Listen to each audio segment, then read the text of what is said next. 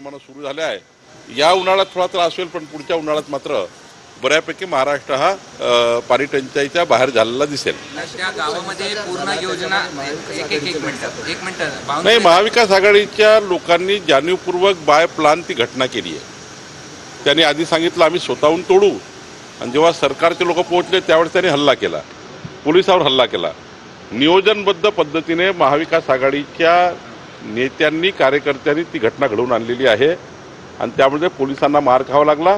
पण पोलिसांनी सर्व हुडकून काढलेलं आहे, आणि ज्यांनी गुन्हा केला त्यांना शिक्षा मिळेल। हिंदी सक्ती विरोधात जे आहे तर मनसे आक्रमक झाले, दादरमध्ये बॅनर लागले आणि राज ठाकरेंनी आज तातडीची बैठक देखील बोलवली आहे। नाही, असं आहे की दोन गोष्टी आहे। मराठी आपली भाषा आहे, मातृभाषा आहे, ती देशामध्ये आपल्या मातृभाषेचं, कारण माननीय प्रधानमंत्री मोदीजींनी मराठी भाषेला अभिजात दर्जा दिला। आता मराठी भाषा आपली भाषा आहे, आणि प्रत्येकाच्या तोंडातनं मराठी आपण बोलतो, आणि मराठीलाच प्राधान्य महाराष्ट्रामध्ये आहे। पण हिंदी राष्ट्रभाषा आहे, हिंदी राष्ट्रभाषा असल्यामुळं हिंदीसुद्धा लोकांना आली पाहिजे।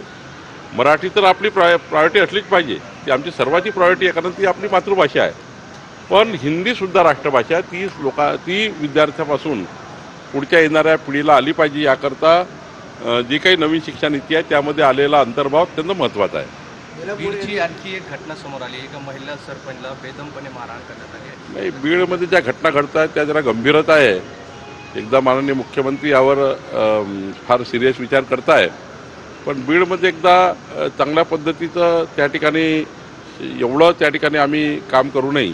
ज्या पद्धतीची गुन्हेगारी आहे, आता ही गुन्हेगारी जी आहे ती आम्ही पकडतो आहे, आणि जो गुन्हा होतो आहे त्याला आम्ही अंतिम शासन देण्याकरता ज्या काही गोष्टी कराव्या लागतात। आतापर्यंत काय होतं की गुन्हे करायचे पळून जायचे, आता पकडलं जात आहे, आणि पकडून त्या गुन्हेगाराला अंतिम शासन होतपर्यंत काम करतायत। उज्ज्वल निकमसारखे वकील त्या ठिकाणी आता सिरियसली गुन्हे हाताळतायत, त्यामुळे आता वचक बसेल।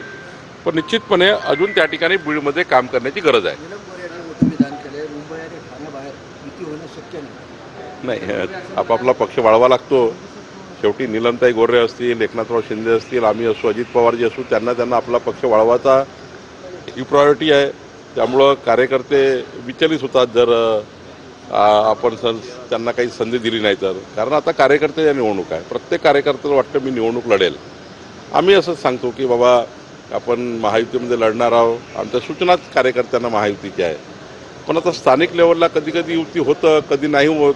पण साधारणतः स्थानिक स्वराज्य संस्थेच्या निवडणुकीमध्ये अशा निवडणुका ज्या होतात त्या स्थानिक लेवललाच कन्सेन्सस करणं महत्त्वाचं असतं।